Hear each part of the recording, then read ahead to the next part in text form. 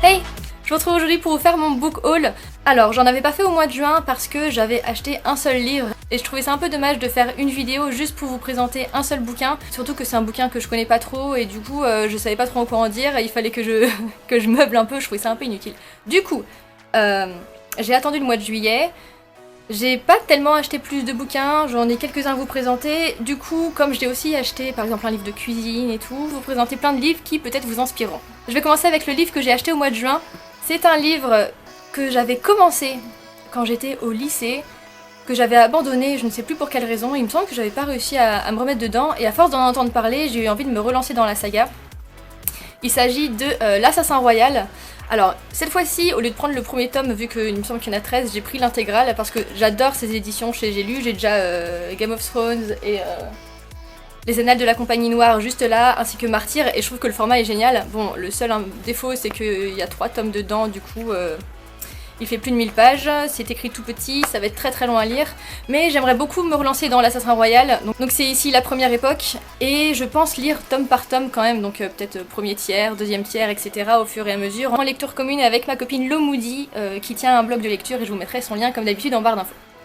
Voilà, c'était tout pour le mois de juin, on passe maintenant au mois de juillet. Alors j'ai eu quelques livres, j'en ai eu un en cadeau et je vais commencer par ça. C'est un livre qui m'a été offert, c'est un de mes cadeaux de Noël en fait, et il est arrivé qu'au mois de juillet et je l'ai eu dans les mains voilà 6 mois plus tard.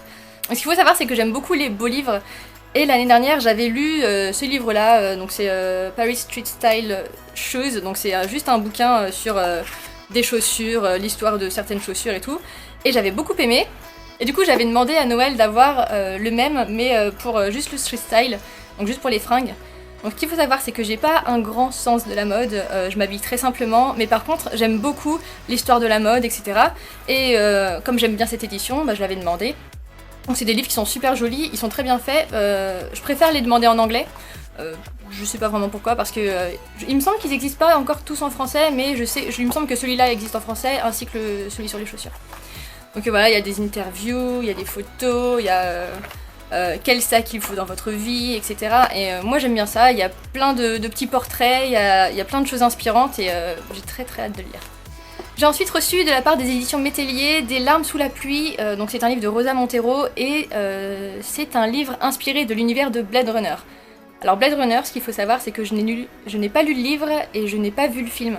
Du coup, forcément, j'ai profité d'une petite commande Amazon pour me prendre le livre. Je voulais m'imprégner de l'univers de Blade Runner et du coup, c'est un livre dont je parlerai dans mon suivi lecture. Il est déjà tout abîmé, le pauvre, il a été massacré à maintes reprises. Et du coup, j'ai pu commencer celui-là en sachant de quoi ça parlait, en ayant un peu d'historique, etc. Et je vous en parlerai également dans mon prochain suivi lecture. Alors il me reste 2 livres à vous présenter et je vais commencer par celui de cuisine. Vous connaissez peut-être Victoria du blog Mango & Salt, c'est un blog que j'adore, surtout pour ses inspirations de cuisine. Alors même si je ne cuisine pas beaucoup, vraiment très peu d'ailleurs, elle me donne toujours envie de découvrir de nouvelles choses, etc. Du coup j'ai regardé son article sur ses livres de cuisine, ceux qu'elle aime beaucoup, et j'ai eu envie de me commander un livre. Voilà, donc c'est un livre vegan, qui s'appelle Green Glam and Gourmande, les 150 recettes cultes du Health Movement. C'est un livre de Rebecca Leffler. Donc voilà, c'est un livre qui est très très joli, qui donne plein d'idées, et en plus d'être juste un livre de cuisine, c'est aussi un livre qui nous donne des idées pour un mode de vie sain, etc. C'est vraiment pas mal du tout. J'ai pas encore terminé de le lire, mais je l'aime bien. Et il y a un nouveau livre donc, dans la même édition du même auteur, je ne sais plus exactement comment il s'appelle. Donc ça c'est le premier, c'est le plus ancien, il me semble qu'il est sorti en 2014. Et voilà, et je suis contente de m'intéresser à des choses que je ne connais pas, des recettes véganes, etc. parce que ça m'inspire pour en faire plus de mon côté et plein de choses comme ça.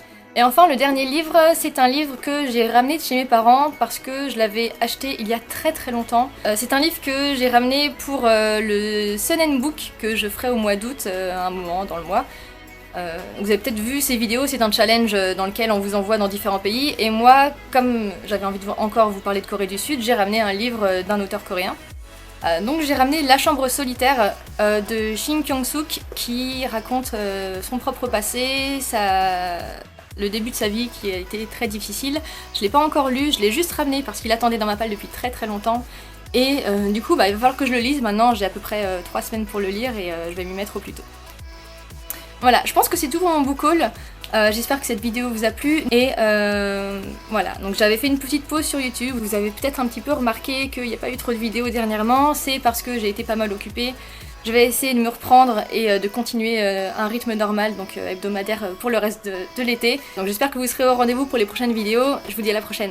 Bye!